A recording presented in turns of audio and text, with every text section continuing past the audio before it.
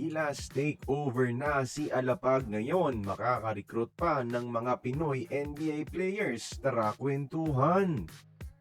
Bago bumalik si Coach Jimmy Alapag bilang head coach sa PBA mga idol, may 8 NBA teams pa na kumakausap na kunin siya bilang player development coach.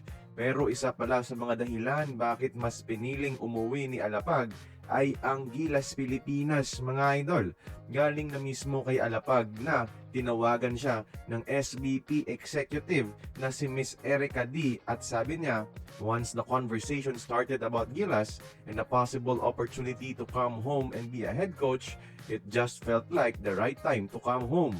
SVP talaga ang kumontak kay Alapag at inoferan na siya ng posisyon sa ating national team kaya pinili niyang umuwi. So sigurado susunod na window, papasok na siya ng Gilas coaching staff natin at unti-unting magiging kanang kamay ni Team Cone hanggang na siya na ang mag-take over ng Gilas, which is a very good news. Mas bata, mas bagong approach na galing sa NBA ang mabibigay ni Coach Jim sa ating national team.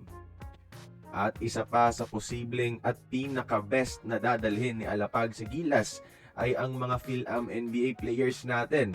May lehitimong NBA connection si Alapag mga idol at kaya niyang tawagan at kumausap sa mga agents at teams para mapahiram sina Jordan Clarkson o si Ron Harper Jr. mga idol. At alam naman natin, nakakailanganin talaga natin yung tulong ng mga NBA kababayans natin dahil must win mga laro natin starting next window para makapasok tayo ng 2027 World Cup mga idol. Isang tawag lang ni Alapag, siguradong makukumbinsi yan si Clarkson mga idol.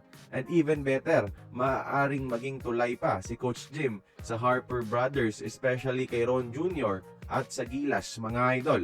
Saludo talaga ako kay Coach Jim na mas pinili ang Gilas kesa sa opportunity sa NBA mga idol.